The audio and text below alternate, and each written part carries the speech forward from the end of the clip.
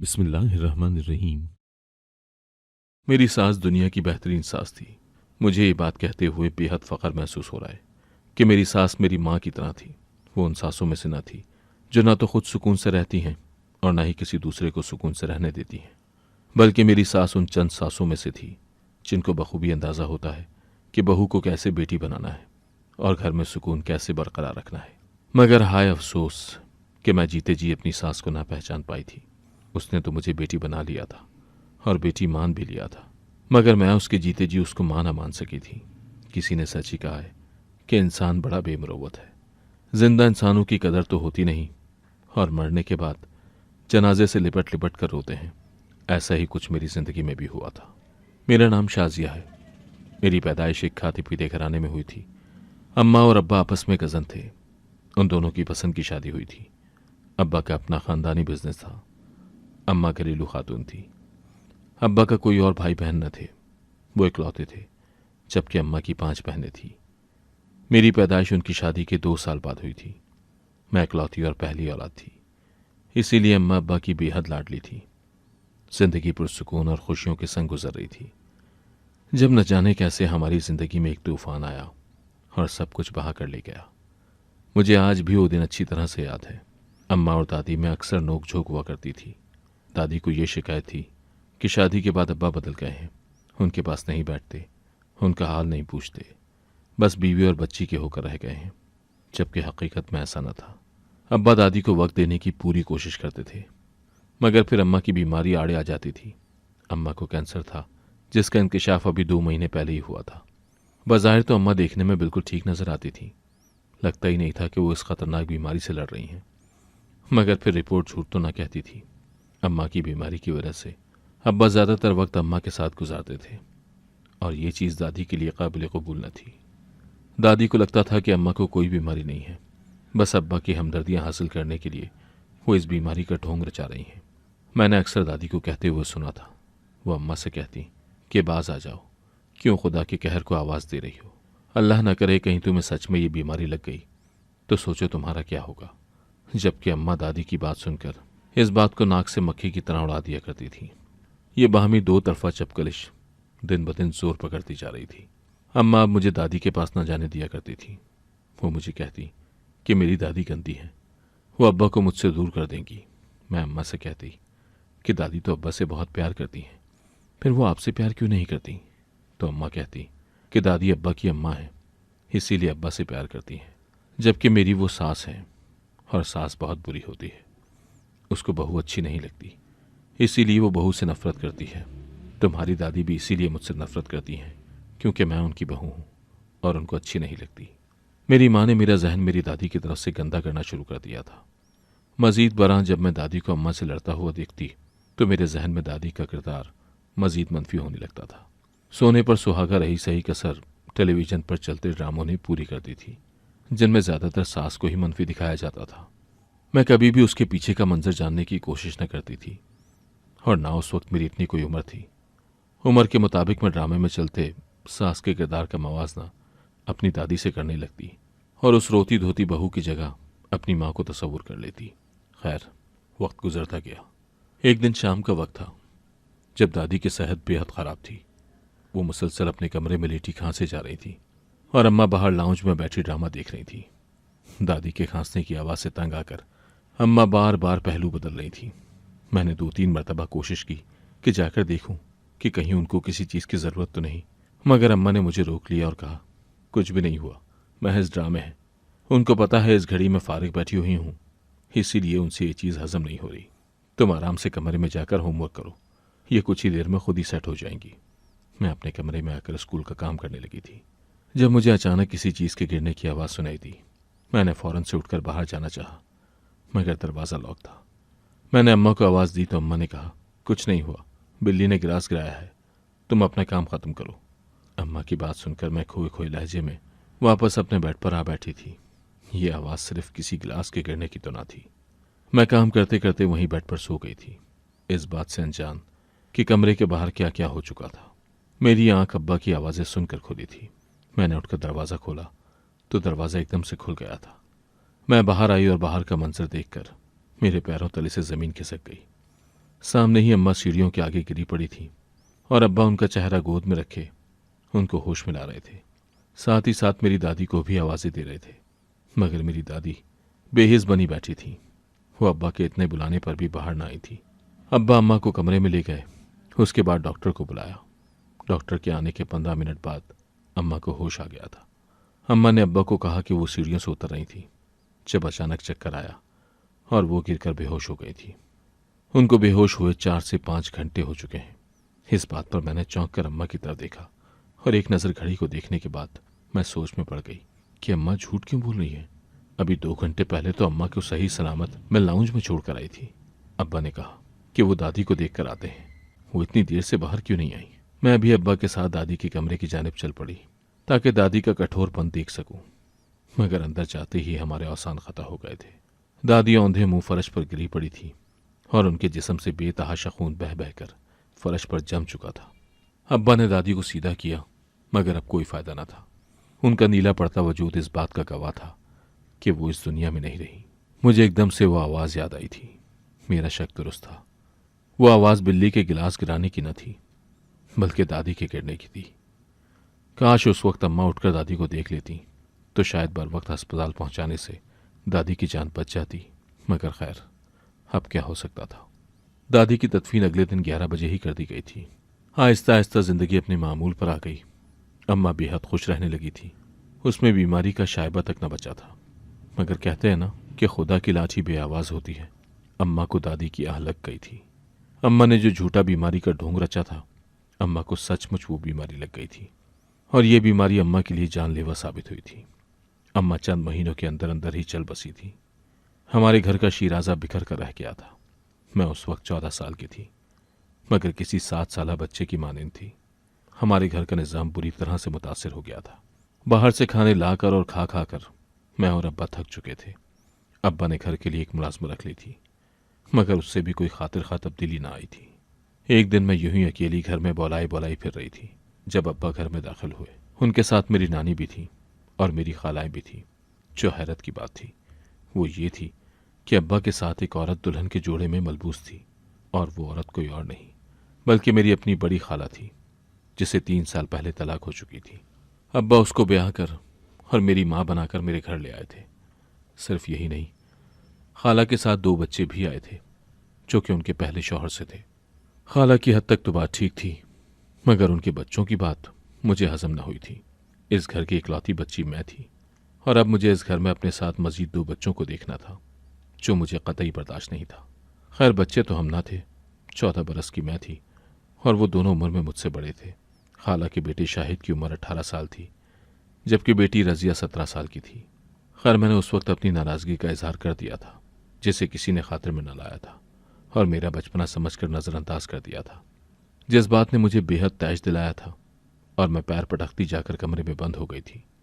मगर अगली सुबह मेरी खाला, जो कि मेरी सौतेली माँ भी थी, उसने मुझे कहा कि वो जानती है कि मुझे उनके बच्चे की आमद पसंद नहीं, लेकिन ये उसकी मजबूरी है। वो अपने बच्चों को कहीं और नहीं छोड़ सकती। खाला ने मुझे कहा कि उनके बच्चे कभी भी मेरी जगह नहीं लेंगे, न ही मेरे बराबर आएंगे। मैं उनकी तरफ से फिक्रमंद न हूँ। खाला के मुँह से ये सब बातें सुनने के बाद मैं काफ़ी हद तक मुतमईन हो गई थी। वक्त गुजरता गया था और खाला ने अपना कहा सच कर दिखाया था। उनके बच्चे मेरे सामने कम ही आते थे। रजिया ने मेरे साथ दोस्ती करने की कोशिश की थी, मगर मेरी अना को यह गवारा न था। इसीलिए मैंने साफ लफ्ज़ों में उससे कह दिया कि अगर इस घर में रहना है तो मेरे सामने ना आना, वरना 2 मिनट में इस घर से बाहर कर दूंगी। मेरा लहजा काफ़ी मुतकब्बिराना था। मैंने उससे काफ़ी बदतमीजी की थी। न जाने मुझे किस चीज़ का गुरूर था। शायद दूध का असर था। मुझे अपनी माँ पर ही तो जाना था। मेरी माँ भी तो यही कुछ करती थी, यही जबान बोलती थी दादी के सामने, और मैं अपनी माँ पर ही तो गई थी। रजिया ने पलटकर मुझे कोई जवाब न दिया था और पलटकर अपने कमरे में चली गई थी। मगर उसी वक्त मैंने देखा कि मेरी खाला अब्बा को लिए वहाँ खड़ी थी। अब्बा के चेहरे से नजर आ रहा था कि वो मेरी सारी बदतमीजी मुलाहिजा फरमा चुके थे। अब्बा ने मुझे उस दिन बहुत डांटा था, हालांकि खाला अब्बा को मना करती रह गई थी।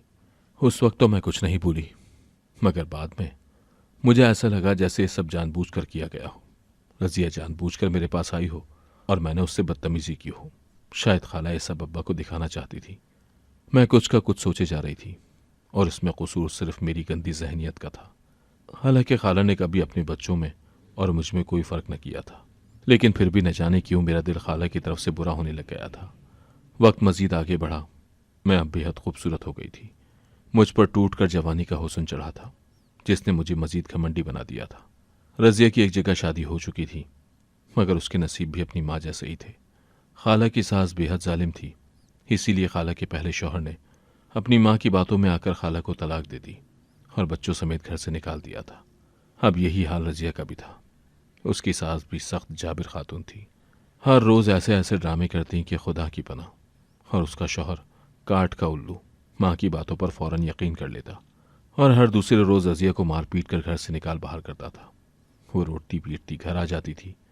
जैसे ही अगले जख्म मुंदमिल होते, खाला फिर से रज़िया को उसके घर रवाना कर देती और उसे कहती कि उसका घर वही है, उसे वही घर संभालना है। वो भी माँ की बात पल्लू से बांध कर जाती और 2 दिन बाद फिर से नए जख्म लगवा कर वापस आ जाती थी। खाला ने सारी तदबीरें करके देख ली थी। अब तो बस खाला दिन रात उसकी सास के मरने की दुआएं करती थी कि किसी तरह उसकी सास मर जाए और उसकी बेटी की जिंदगी सहल हो जाए। न जाने अब उसकी ये दुआ कब कबूल होनी थी। मुझे रज़िया और उसके ससुराल से कोई दिलचस्पी नहीं थी, मगर उसकी वजह से जो अब्बा परेशान हो रहे थे वो मुझसे देखा नहीं जा रहा था। अब्बा उसकी परेशानी में घुलते जा रहे थे। उन्हें रज़िया की ये बर्बादी रोज़ बरोज़ दुख में मुब्तला कर रही थी। कुछ दिन पहले मेरे लिए भी काफ़ी सारे प्रपोजल आ चुके थे, लेकिन मैंने सारे के सारे प्रपोजल ठुकरा दिए थे। मैं खुद को नायाब समझती थी। ऐसे कैसे किसी से भी शादी कर लेती। मुझे तो किसी शहजादे का इंतजार था। न जाने वो कब आना था। इस दौरान मुझे शाहिद पर बड़ा ताव आया था, जिसका कहना था कि वो तब तक शादी नहीं करेगा जब तक वो अपनी दोनों बहनों को अपने घरों में बसा हुआ न देख ले। उसकी इस बेतुकी शर्त ने मुझे आग लगा दी थी। वो मेरी शादी के पीछे पड़ा था, मगर मैंने भी सोच लिया था कि मैं इतनी जल्दी शादी नहीं करूंगी। वक्त गुजरता गया। मैं 26 साल की हो चुकी थी। अब मेरी शादी की उम्र निकली जा रही थी और मेरी शादी के इंतजार में बैठा खाला का बेटा शाहिद बूढ़ा हो रहा था। खाला मुझ पर शादी के लिए दबाव डालने लगी थी ताकि मेरी शादी हो। वो मेरी शादी के पीछे की वजह अब्बा की ख्वाहिश को करार दे रही थी, मगर मैं जानती थी कि असल वजह अब्बा नहीं थे, बल्कि वो खुद थी और चाहती थी कि जल्द अज जल्द मुझे इस घर से रुखसत करें और फिर शाहिद की शादी करके मेरे घर में अपनी बहू के साथ राज करें। मैं इतनी जल्दी उसकी ये ख्वाहिश पूरी नहीं होने दे सकती थी, इसीलिए हर रिश्ता ठुकरा रही थी, इस बात से बेखबर कि मेरे साथ क्या होने वाला था। अब्बा का ब्लड प्रेशर अक्सर हाई रहने लगा था। एक दिन आधी रात के वक्त अब्बा की तबीयत बिगड़ गई। हम सब बेहद परेशान थे। अब्बा ने मुझे अपने पास बिठाया और मेरा हाथ पकड़ लिया। मैंने शाहिद को कहा कि वो किसी डॉक्टर को बुला लाए। अब्बा मुझसे कुछ कहना चाह रहे थे, लेकिन वो अपनी बात मुझसे कह नहीं पा रहे थे। शाहिद कुछ ही देर में वापस आ गया था, लेकिन जब मैंने उसके साथ देखा तो एकदम मुझे कुछ गलत होने का एहसास हुआ था। मैंने मुड़कर अब्बा की तरफ देखा, जिनकी आंखों में एक उम्मीद सी थी। अब्बा ने मेरे सामने हाथ जोड़ दिए और मैं एक पल में सब कुछ समझ गई थी। सर झुकाए अब्बा के पास बैठ गई। शाहिद लेने तो डॉक्टर को गया था, लेकिन जब वापस आया तो उसके साथ डॉक्टर के बजाय मौलवी और मोहल्ले के 3-4 आदमी थे। खाला ने मेरा दुपट्टा खोलकर मेरे सर पर उड़ा दिया और मेरे पास बैठ गई। दूसरी तरफ सामने सोफे पर शाहिद, मौलवी साहब और बाकी मर्दों के हमरा बैठ गया। मौलवी ने अब्बा की इजाज़त ली और फिर निकाह शुरू कर दिया। कुछ लम्हों का खेल था। मैं जिस इंसान को अपने घर में बर्दाश्त न करती थी, मुझे हमेशा के लिए उसकी ज़िंदगी में शामिल कर दिया गया था। शाहिद, मौलवी साहब और बाकी लोगों को बाहर छोड़ने गया। खाला भी कमरे से चली गई थी। मैंने अब्बा को अकेला पाया तो फट पड़ी। अब्बा, आपने अच्छा नहीं किया। वो इंसान जिसके पास से गुजरना तक मुझे पसंद नहीं, आपने मुझे उससे ब्याह दिया। इससे तो अच्छा था कि आप मेरा गला घोंट कर मुझे मार देते। वो शख्स कहीं से भी मेरे काबिल नहीं है।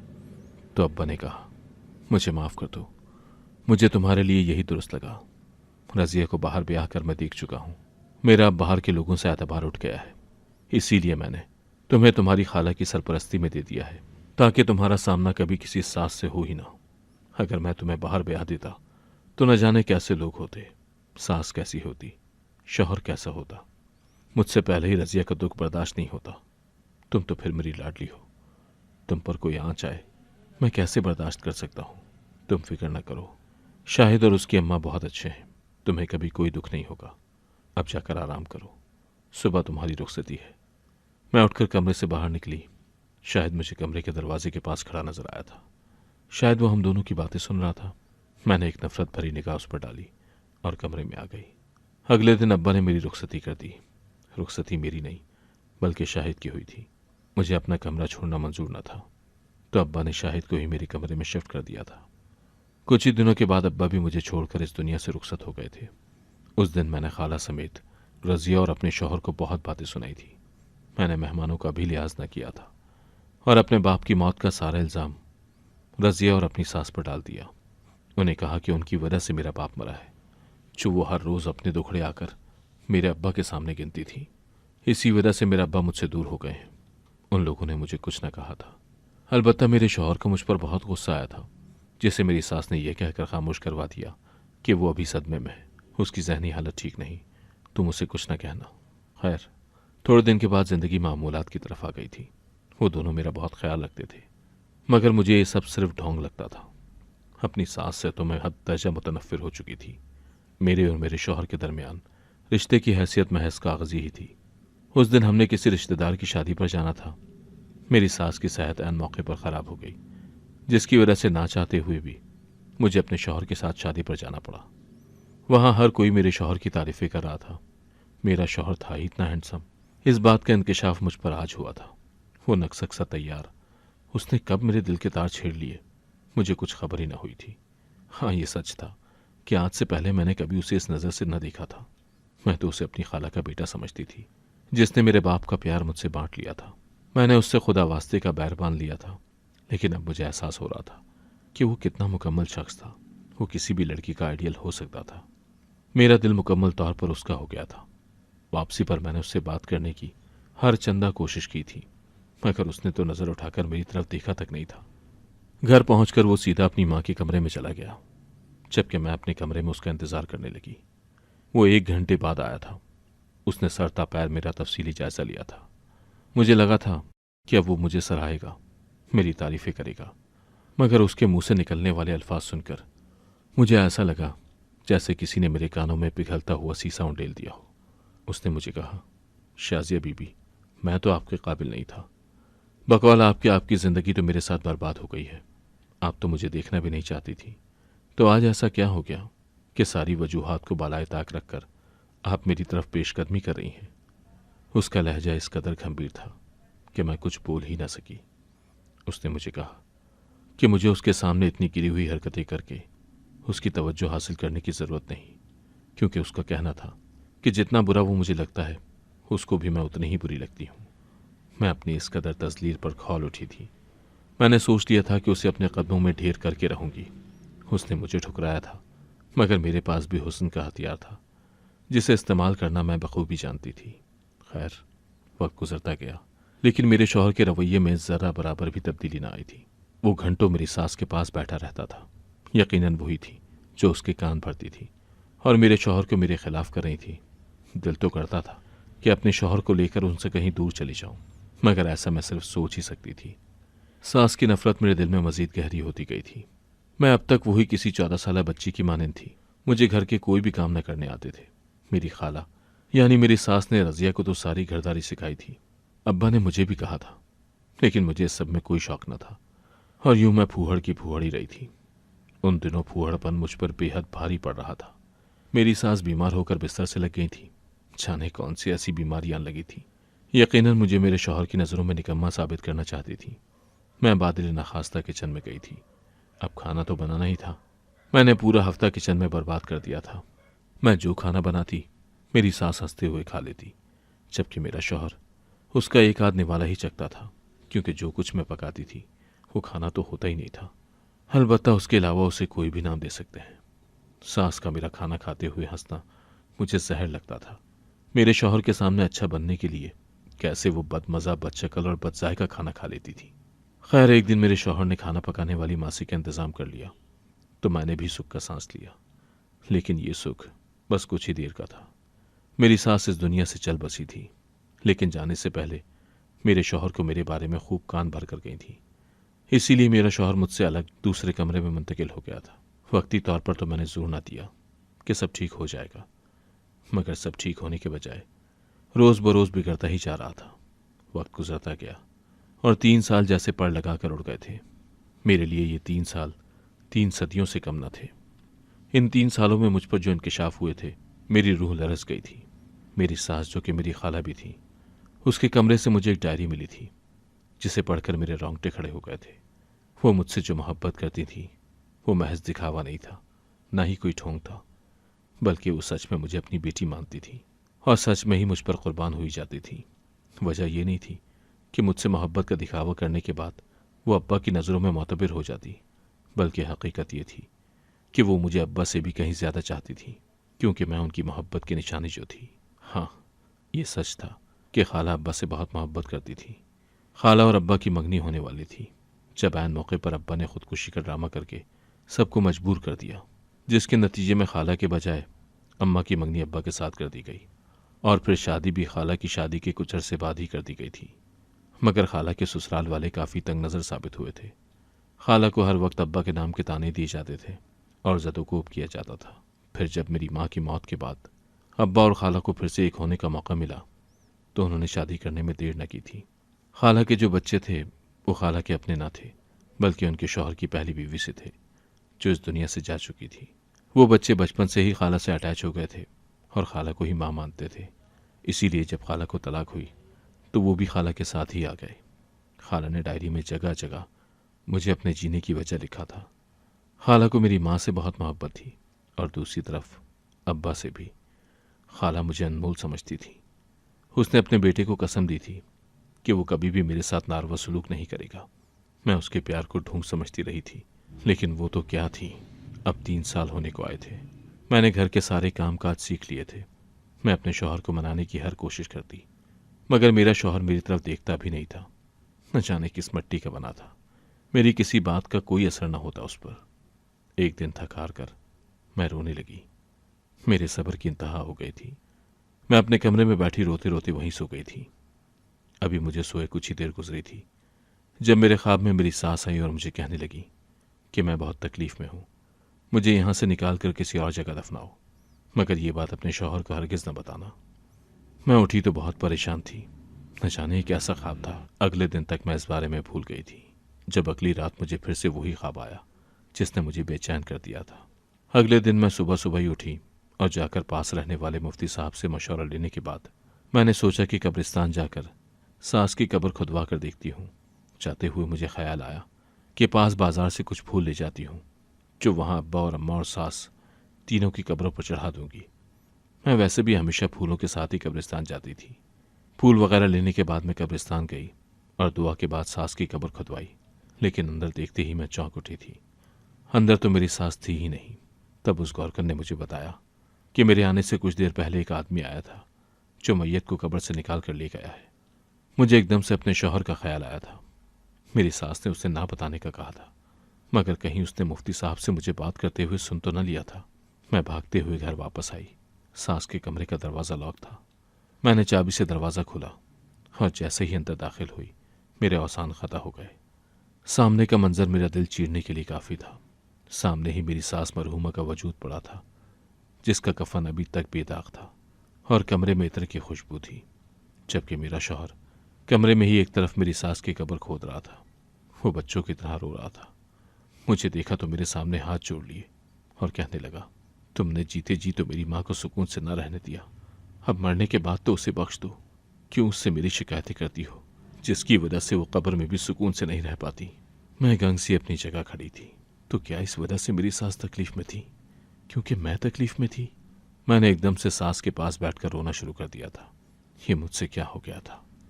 मैं क्यों इस हीरे जैसी औरत की कदर न कर सकी थी? वो सारी जिंदगी इस बात के लिए तरसती रही थी कि मैं उनसे मोहब्बत के 2 बोल बोल दूं। और मैंने क्या किया था? मुझे अपने किए पर सख्त पछतावा था। मेरे शौहर ने मेरी सास को घर के सहन में ही दफना दिया था और मेरी सास के सुकून के लिए मुझे भी अपना लिया था। मगर मेरे अंदर की शर्मिंदगी कम न होती थी। काश मैं अपनी सास की कदर कर लेती। अगर आपको आज की कहानी पसंद आई है तो वीडियो को जरूर लाइक कीजिएगा और अपने दोस्तों के साथ भी शेयर कीजिएगा। और हाँ, अगर आपने अभी तक हमारा चैनल सब्सक्राइब नहीं किया तो जरूर सब्सक्राइब करें।